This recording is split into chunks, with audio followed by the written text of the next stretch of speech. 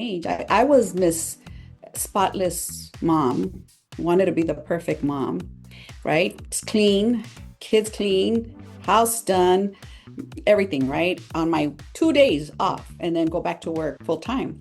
And so I noticed that I was a little grouchy. A little. And I'm like, okay, why am I having my house spotless? Who am I competing with? And so I totally gave that up. I said, okay, I'm going to do what I can, the most important things. Okay, so I do what I have to do as an adult, but then don't overdo it. You don't got to have the perfect home. You don't have to be the perfect anything.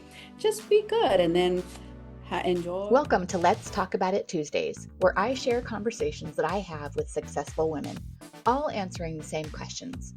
And then we simply chat it up a bit. You get to be a fly on the wall in these conversations. My chat discussion today features Martha Morales. She'll be the first to tell you that her greatest pride is her family. And with over 22 years experience in real estate, Martha is not just an agent, but a woman who's built a reputation as a trusted advisor, educator, and advocate for families seeking to build wealth through home ownership. One of the ways that Martha has achieved her success is through the power of connection. This is my chat with Martha Morales. Hello. Hello, young lady. How are you? I'm great. So good to see you. I'm so excited for our recording and our episode. Me too. I'm a little nervous, like always. No worries. This is all natural. This is just you and I chatting it up. We just happen to be recording. Okay. All righty. Well, I'm going to dive right in. We'll start with the first question, which is Oh, wow. what is quality of life to you? Ooh, great question.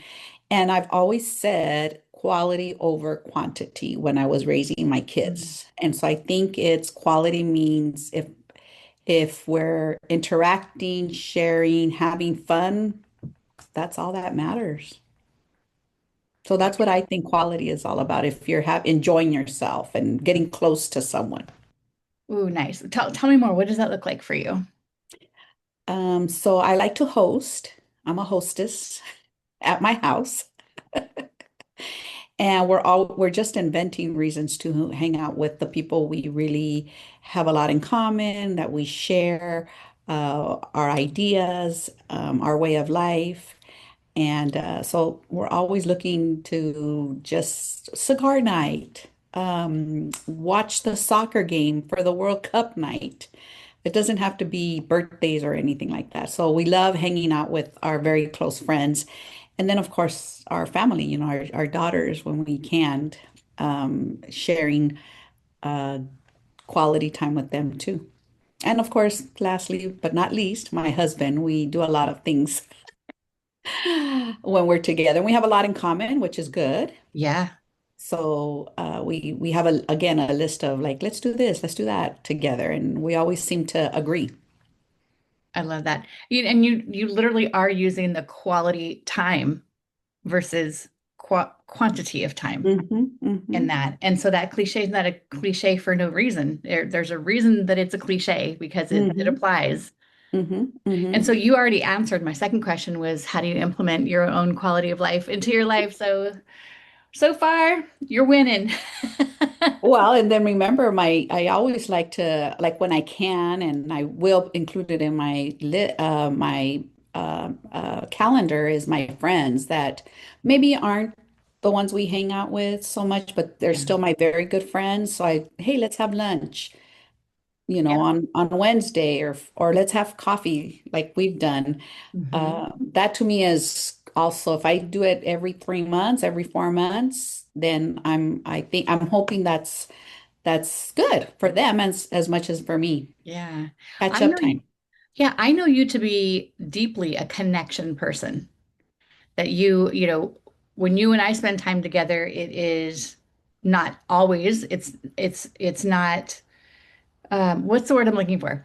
It's not always, but when it is, we can just talk about anything. And that's what I love about you is you don't come with a facade and you don't talk about so that thing that I did the other night and that you're someone that's really easy to connect with. Oh, thank you. Thank you. Yeah, and so I think I to me that relays your version as well of quality, not Hmm. necessarily that quantity. Hmm. So, okay, well, I'm saying, do I want to get into where did that come from, or do we want to I'll talk tell about? you what. Well, and I'll tell you what, for me also, I get to know, I mean, amazing people have amazing lives. Mm, And I am always like so impressed, so surprised, so in awe of some of these wonderful people's lives. And so if you just take the time, quality of time and just get to know them, then you're like, wow, what an amazing life. What an yeah, amazing experience. What an amazing, whatever they did, that I got to listen and learn. yeah. What a powerful perspective. Hmm. Because a lot of times we don't do that. We are on rushing on to the next thing, and you're in a relational business. So am I. But that is quite an honor when people open up to us and they share who they are in their life and even their family members. And I always find it very heartwarming as well. Hmm. And Hmm. and I imagine that you are someone that invites just a natural ease of storytelling. This is what Hmm. happened in my life. Because what I've experienced about you is that you're open to that too. You'll tell your Hmm. story. Hmm. Hmm. Hmm. Wow. Okay. So I'm going to ask you more about this later, but I would like to find out where are you challenged and how are you challenged to live in your own version of quality of life? Ooh, challenged. Hmm. I don't know because so what I do for a living, my weekends are normally for work. So I pretty much work 7 days a week, sometimes, not all the time, Mhm. but sometimes. And I actually love it. I guess if you're going to ask me for a challenge, I think I love it too much.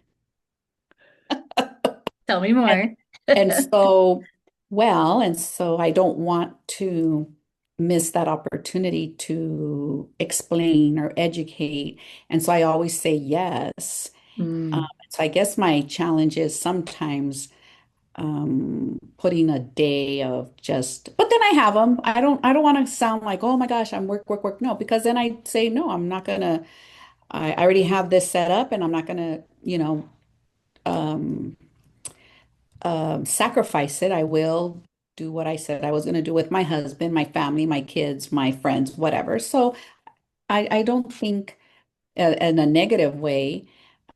There are weeks that I don't take a day off, and then there's weeks that I take the whole weekend off. And I've been doing this for 22 years, so I'm kind of used to it. Have you learned to get a little bit of an internal temperature gauge about I'm going to need to take time off? Or do you all of a sudden find yourself being like, I need to take some time off?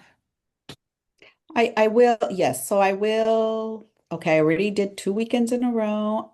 Then the following weekend, I'm gonna not work. Something like that, Hmm. because I do know what it feels like to feel like you're on. Yeah. And there's like today was one of those days that I'm on till 7 o'clock at night tonight. Hmm. And so, then tomorrow I'm gonna keep going. And yes, then okay, I'm already strategizing that Friday, I'm not gonna do anything. And so Yeah. you Yeah. kind of put it in your schedule. Yeah, that's what I hear you saying. You're kind of doing this little equation of okay, this, and then so I'm going to do that, which is a really good point to bring up, especially for those of us who love what we do. It's Hmm. so easy to work 10-hour days when we're on it, and then well, for me, I'm getting better at it, but sometimes I just want to keep going. I'm like the Energizer Bunny, and I have to remember to be that middle ground between the tortoise and the hare. I don't always want to be so slow, but I don't always want to be so fast. And so it's an important way, it's important for us to gauge how we have our own internal awarenesses Hmm. so that, so we don't burn out relationships, so we don't burn out our body, and we don't, do all those things that are not in our best interest, Hmm. Hmm. for sure. And Okay. always remember to have an intention out of it as well. It's easy, it's much fulfilling, or I guess if a good intention comes out of it. I know you to be a woman of purpose. And I don't see you, and I mean, I don't know you that well, but I don't see you as someone who is going to do something just because. I mean, there'll Time be is, fun, just because fun, that works. But yeah, just yes. because you need to fill your time or you want to keep busy, no. I don't need to do that. No. Exactly. Okay, so the other question I was going to ask you is how did that, when you were talking about your quality of life, how did that come to be for you? What's a little bit of the origin story of that and how that came to be so important? The beautiful thing of hitting your 50s and soon 60s, and it's a beautiful thing. And I know it's going to be hard for younger people to understand, but when you're young, I don't know if you appreciate time as when you get older. And so in the middle of me raising my kids, and I think ever since I was very young, I was very good observer and I would always observe older people. And I love talking to older people. Love, love, love it, right? Oh, I worked at this job and I came to this country because of this or whatever their story is. I get very consumed by it because I think it's so amazing. And so I've always been that way. And I think I've learned from other people's lives. Not right away, because when you're young, you're young. But then you start seeing things and you're like, wow, they're right. And I'm wrong. And so from a very young age, I was Miss Spotless Mom, wanted to be the perfect mom, right? It's clean, kids clean, house done, everything, right? On my 2 days off and then go back to work full time. And so I noticed that I was a little grouchy. A little? And I'm like, okay, why am I having my house spotless? Who am I competing with? And so I totally gave that up. I said, okay, I'm going to do what I can, the most important things. And then Saturday afternoon, we're going to go to the park with the girls or to the beach or to the play, whatever. And that became the new way of thinking is, okay, so I do what I have to do as an adult, but then don't overdo it. You don't gotta have the perfect home. You don't have to be the perfect anything. Just be good and then enjoy your time. And so at a younger age, I caught that on and I've kept it, worked hard at keeping it. Not always successful, but it is in my mind as much as possible. What a freedom in the phrase, you don't have to be perfect at everything, just be good. I mean, because Well, good's perfection subjective, doesn't exist. right? I mean, they're both subjective words. Perfection is a subjective, and so is good, but you get to be the one that decides that. Right. And what works for a family, I'm sure that if you had let everything go, they would have been like, "Excuse me, mom." Yeah, right, right. No, no, you got to have rules. You got to Yeah. have your stuff, and that's important. But like I said, but it doesn't have to be perfect. And I Yeah. don't know why we moms want to be perfect moms.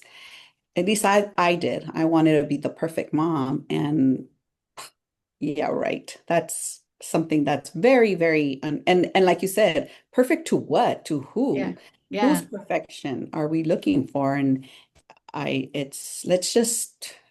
again go back to let's just enjoy going to the movies. Let's enjoy going to the Yeah. park. Let's enjoy this dinner. Let's enjoy whatever it is. Hmm.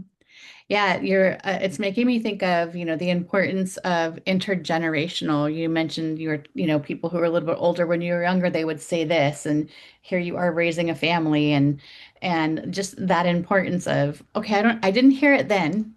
I don't Mm-hmm. didn't hear, but now I'm hearing it. Now it's ringing in my ears. Mm-hmm. So I always like to encourage us as people who have been down the road a little bit more than others. Mm-hmm. Don't be afraid to care and interact and say the thing obviously with love and not be like da da da da because I know sometimes there was that finger wagging. I don't know about you, but it was for me. But I guess care and invest in people who are younger because they are listening and they do want the guidance and it doesn't have to Mm-hmm. necessarily be just our children. It can be other people. Right, 100%. I Yeah. actually love talking to young people. They're so excited about everything. And I actually love being around young people. That excitement, it ricochets off to me. And so we're both together. You give me your excitement and energy, and I give you some words of wisdom. Right. Well, and also I think we tend to attract the people that appreciate us for just even though we're a little bit older and down the road and you know wear different clothes and say different words. But yeah, I think that that is just a natural, beautiful attraction that we can really, even though we don't live in the ways our grandparents lived, in the same kind of community setup, we can still be those kind of um, what's the word? A little bit on the elder. We can be on the elder side of, Mhm. guiding people. I don't like anybody to feel alone. And when you were talking about where do we get this idea of what it's like, what that we had to be a perfect mom, I think, some of that might be a little bit of family stuff. For For me, it was sure. a little bit like doing it the opposite. I need to be completely, but some like a lot of it is just completely outside our front door and in our on our screens. And it's a lot to fight against. So that's wonderful that you got that earlier. That was tiring. Yeah. Yeah, being a It was full-time working mom. always. Hmm.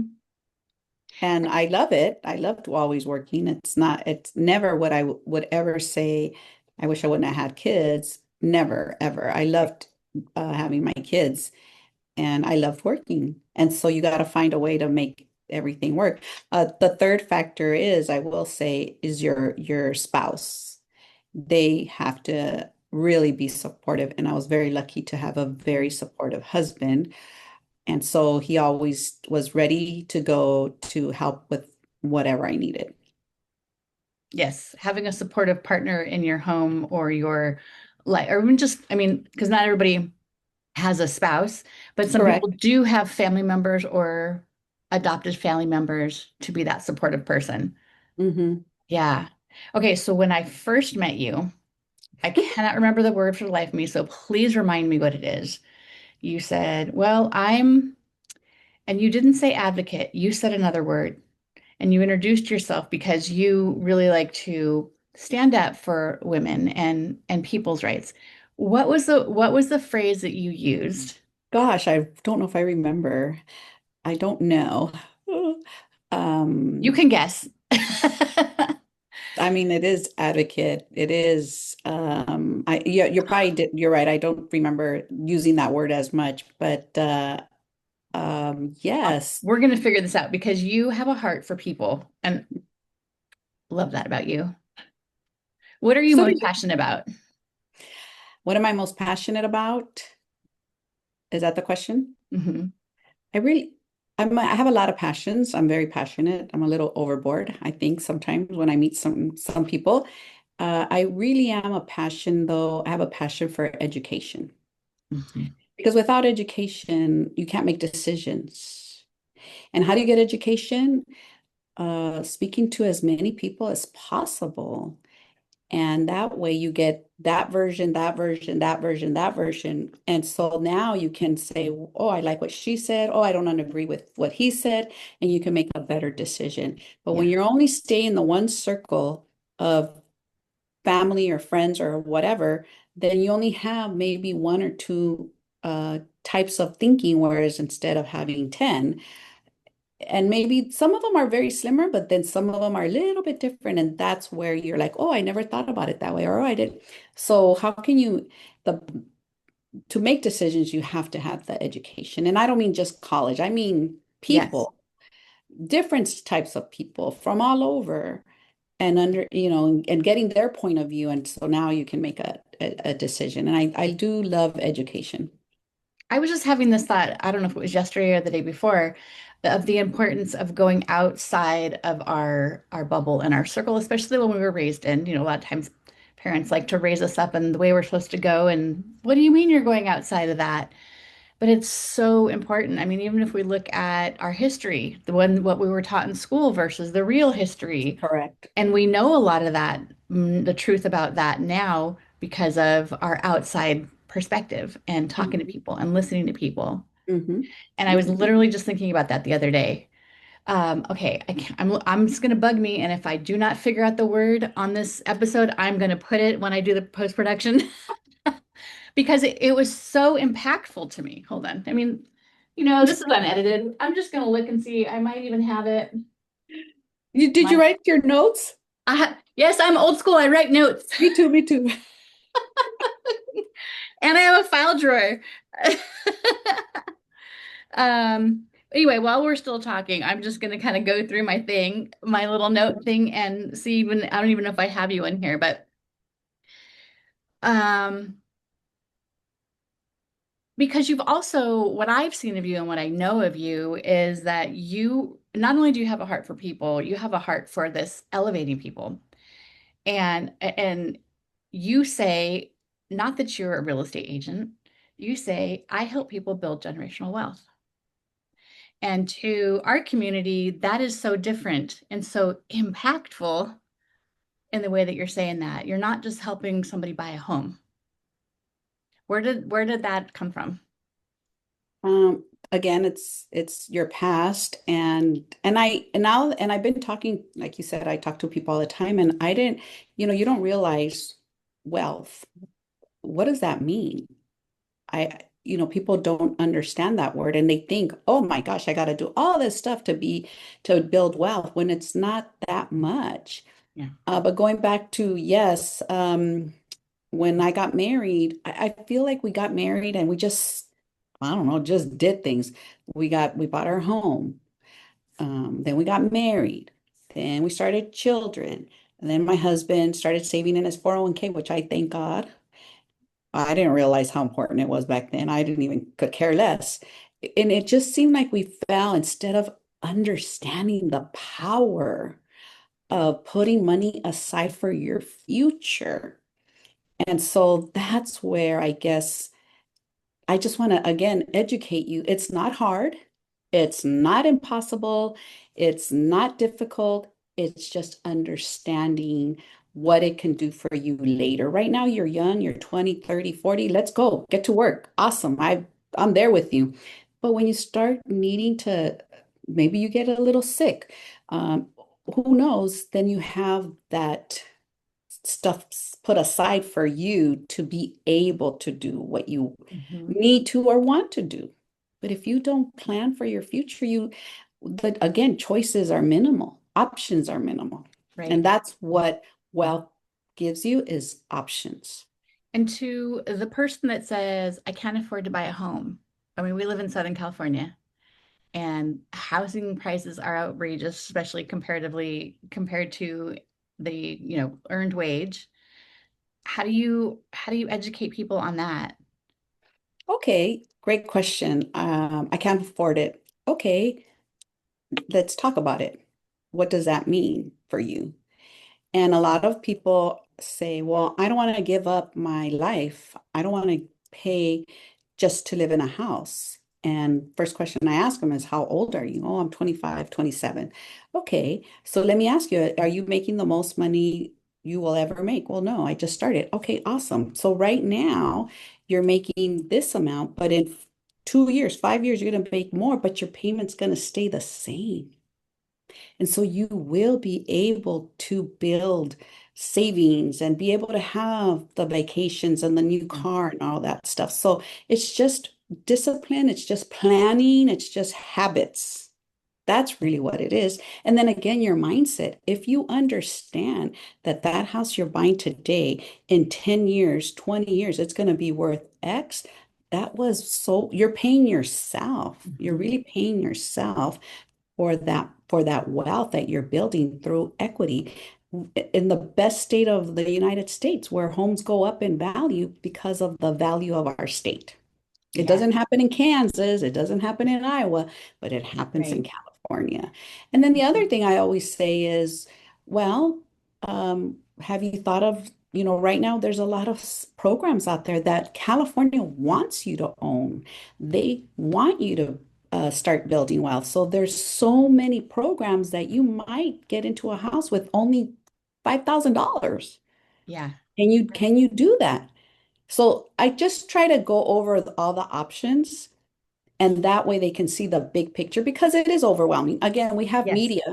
the media. Oh, the sky is falling. Oh my God, this and that. We have family members that bought 30, 40 years ago. Oh my God, I paid my house for only 150,000. Okay. Well, yeah, it's not worth that today for sure. So we have to get overcome all that to get them to see there is a light at the end of the tunnel. Yeah, and I'm thinking there is a little bit of a shift too for those of us who are older, because I remember like when we were younger, it was a big deal that we bought a house, right? And we went buying a house was a step up. And now sometimes buying a house is a step down because of the way I was reflecting the other day of how like I've been working since I was 15. When I grew up, it wasn't necessarily you go to college. That wasn't like the given path. It was or do sports. It was you go to work. Hmm. You go to school. Agreed. After school, you go to work. Agreed. And so, we're that generation that yes has worked very, very, very hard. And so to buy a house was kind of stepping out of something that was we lived in an apartment or our parents didn't necessarily own a house. But now, like what I've seen in this generation, not everybody goes to work at high school. A lot of people are doing sports. A lot of people are preparing for college. And so they go from school to school to school where everything is provided. And not everybody, I know I'm saying a huge generality, but um, so to go into something that is, well, you might have to really be eating ramen for a couple of years. There's a little bit of a sacrifice that I know I'm being general, that not everybody is used to making because that wasn't necessarily part of the upbringing. Agreed. And so I think there's an importance for those of us to not judge it and just kind of go, this is Right. how it is and what it was. Because I remember when my kids were teenagers and they were or in their early 20s and they were living with us. I remember having this awareness of the longer they stay here in our home, it's not going to be fair to them because it's hard to get out into the world when everything is taken care of. It just feels so much more overwhelming. But I agree with you yeah, 100%. And so I always, and so I do try to show them like, look at what happened in 1976. This person bought here, now it's worth this. In 2002, this person bought this much and now it's worth this. Would you have saved just putting $500 a month in your bank? No. Let the system make that money for you. So yes, yeah. that's number one, but you're right. Uh, I mean, we grew up eating rice and beans every day. We're lucky if we had meat. It was mainly chicken. So I was already, that's true. Less of instead of more, and I think that is a very true challenge for our young people. And it's not our fault because that's just the way It's just society is. It's hard. Um, I don't have that answer. Yeah, and there's no judgment. It's just kind of this thing that I've It is a seen thing. I want to acknowledge because It when is. someone says to me, I can't afford to buy a house, I'm like, I know I get it. It feels so overwhelming. It is. Yes. And but with like to your point, to get to the education, to get different perspectives, to see things that you might not be able to see, don't just shut it down because it does feel and look impossible or overwhelming. Once we break it down, it's very eye-opening. And the buyer, because I just had an appointment and the buyer was like, I know I'm here because my wife wants to come, but I don't, prices are too high. There's no way I'm going to buy. That's what he came in and left with, I have a plan. Oh my gosh, I have a plan because again, it's like you said, it's an overwhelming thing. And now when we bring it down or explain what is needed, it's like, wow, then I can do that. Mhm. Mhm. And that's my favorite part. I know that. Whoo, Yeah, yeah, the yeah. big light bulb moment, right? Yeah, yeah, yeah. Well, I also know you to be someone who cares about uplifting women, and you recently did an event that was all about that. Do you mind sharing a little bit about that and what encouraged you and what led you to do it? And oh my gosh, so we had another one, and I'll tell you more. Um, I am a Latina woman, and I do know a lot of our cultural stuff that there is beautiful, and then some of it is a little bit, you got to be a good mom, like we were talking about the perfect mom, and sometimes it doesn't let us spread our wings, and so that was really what it was all about, educating our Latina women's women on just the normal, everyday things that affect their life. Yeah. Simple things like, I mean, like I said, I'm in real estate and I see women own with their husbands, but they're not on title. For many reasons, they're not. And I'm not saying it's a anything done with malicious, but it just happens. Or they don't have their own savings. Things could happen. Your husband can pass away, you can get divorced. We have to prepare to really for our own best interests, including with the family. Not, also mindset. Why not? Why not? Why can't I be in that room? And I'll be the first one to say I used to not feel comfortable in the room with people that had degrees. And now I am. Why can't I be in those rooms? I am smart now. I didn't know I was back then because that was a big one for me. Not having a college degree, that was a really big stop sign for me. Mhm. And I overcame it, and now I go in those rooms very confident. And then the last one is dream big. We need to really believe in dream in our dreams because okay, I want to be here. Maybe I don't make it there, but I make it right under. Why not? But if you don't dream it at all, you'll never get anywhere. Yeah. And so we talked about it. So that was our first event. And then we had another one, and it was amazing because now we're going to help women build their own business. Nice. How do I start a business? How do I get an LLC? What's the difference between an LLC and an S corp, et cetera, et cetera. So Yeah. so much, again, it goes back to education. Yeah.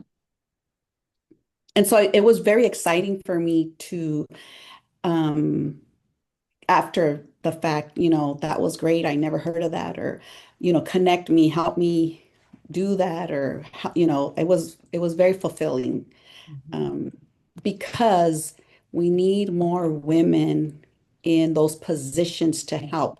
We need more of those women that can educate us to go even farther, whatever your Yeah. line is. And just because we don't see that now doesn't mean we can't start creating it. And because we have to start somewhere. Hmm. And this is definitely not even just starting somewhere with intention. Correct. And again, with your gift of connecting, I've just decided that's your gift. One of your gifts, I'm sure, of just really connecting with the people that you're around and knowing their story or wanting to hear their story and uplifting them.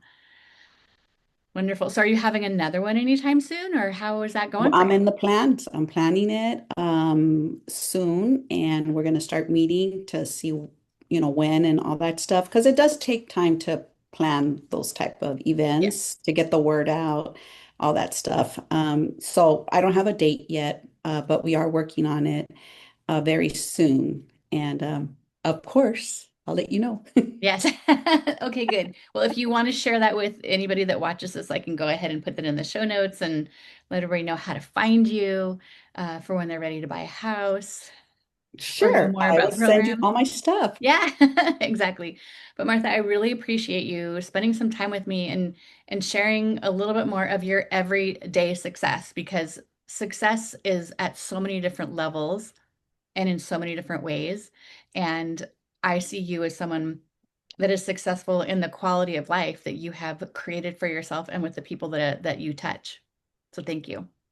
No, thank you, Chelsea. It was wonderful. You're a wonderful person, and I think this is awesome. This is great. I want to applaud you Oh, for doing this because a lot of people say, "Oh, I want to start something." You did it, and that's amazing. And sharing all this with everyone that you're sharing with is all good. oh, thank you. Thank you. All right. Well, I will see you soon and I appreciate you. Thank you. Bye. Next week, in the final episode of season 4, I have an unedited and unfiltered conversation with Mary, a fellow coach who is also on a mission to help women live life differently. Inside me, I knew that I'm not happy in that environment. Mm-hmm. Every day, I would love people. I enjoyed working with people, but the environment of the office and the system and everything, it was killing me. And inside was calling, what the hell you're doing here? Yeah. I'm Chelsea. I help women discover and create our own version of quality of life so that we can actually feel good and enjoy the life we're living. See you next week.